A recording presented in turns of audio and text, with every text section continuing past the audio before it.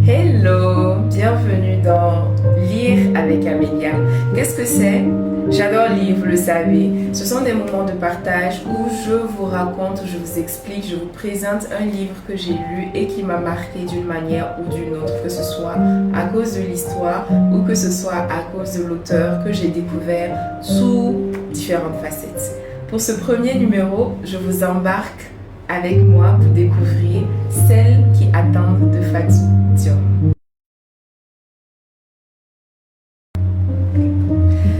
Celles qui attendent. Laissez-moi vous parler d'abord de l'autrice. Fatou Diom est une intellectuelle sénégalaise qui vit en France depuis quelques années, depuis plusieurs années maintenant. Je l'ai découverte pour ses prises de parole et ses prises de position concernant l'immigration, les relations entre la France et l'Afrique, et pour déconstruire un peu ce rêve de l'Occident, si on peut dire. Alors j'étais assez curieuse de connaître ses écrits. J'ai d'abord entendu parler du ventre de l'Atlantique et je pense, peut-être que vous me direz aussi que c'est pas le cas ou vous confirmerez que le ventre de l'Atlantique, ça parle de ceux qui immigrent et peut-être qui perdent la vie sur l'eau. C'est ce que je crois, je n'ai pas encore vu l'œuvre. Et quand j'ai découvert cette œuvre, Celles qui attendent, le titre m'a frappée. Je me suis dit, tiens, à défaut du ventre de l'Atlantique, j'aimerais bien lire ce livre et je ne suis pas du tout déçue. L'histoire tourne autour de 4 femmes, 2 mères et 2 épouses.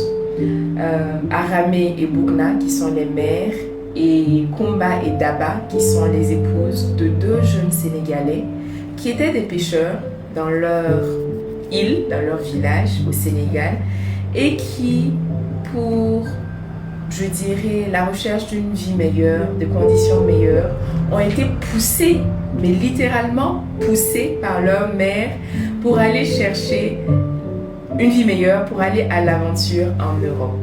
Quand je dis pousser, ce n'est pas que leur mère les a convaincus. Elles ont manigancé, elles sont allées chercher, elles ont trouvé des voies et des moyens pour leur permettre de partir. Elles ont collecté leurs petits sous pour leur permettre de partir.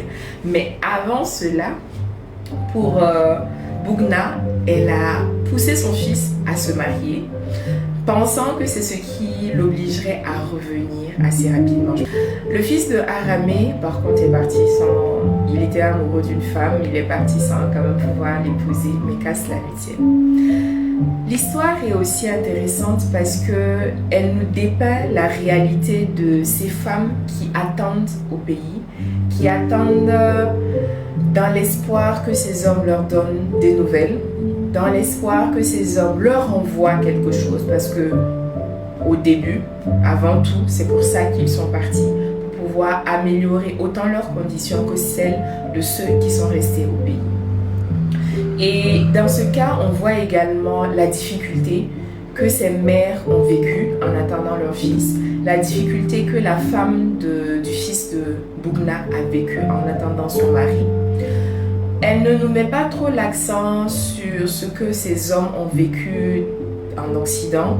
Elle met quand même quelques pistes sur les difficultés qu'ils ont traversées et sur les mensonges qu'ils ont racontés quand même à leur famille pour ne pas les inquiéter et aussi pour maintenir le mythe de celui qui va en Occident et qui réussit, parce que c'est ce mythe-là qui fait qu'il y a beaucoup de gens, ça continue à nourrir un peu cet imaginaire qui pousse les jeunes à partir, qui pousse nos bras valides, qui pousse nos cerveaux à partir. J'aurais bien aimé en effet qu'elle mette l'accent sur ça pour montrer que certes les conditions en Afrique sont difficiles parce que ces jeunes étaient des pêcheurs, ils avaient du mal à un moment donné à subvenir à leurs besoins avec la vente de leur pêche, mais en même temps ce qu'ils ont vécu sur place n'était pas du tout reluisant. Et d'un autre côté, ces femmes qui sont restées les attendre aussi ont traversé quand même des situations assez périlleuses. Mais en même temps, ça se termine plus ou moins bien parce que cette personne qui est partie, qui avait laissé sa femme et qui était censée revenir pour sa femme est revenue, mais avec une femme européenne. Et celui qui n'avait pas de femme et qui doutait de son retour est revenu et a retrouvé celle qu'il aimait, qu'il avait poussé sa famille à épouser pour lui. Il est revenu et il s'est montré vraiment l'homme le plus attentionné, le plus attentif qui soit. J'ai beaucoup aimé également son style d'écriture parce que je vous avoue que je m'y croyais.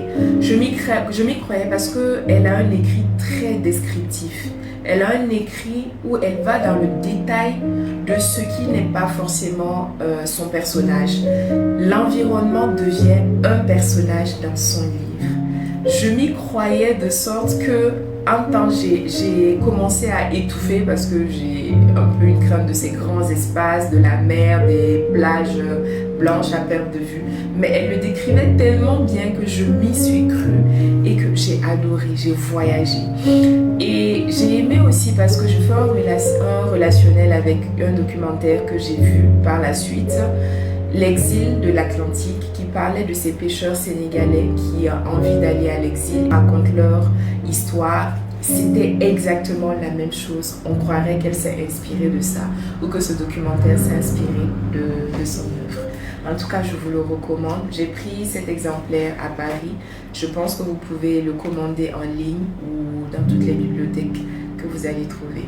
Donc, je vous le recommande vivement. À bientôt pour le prochain Lire avec Amélia.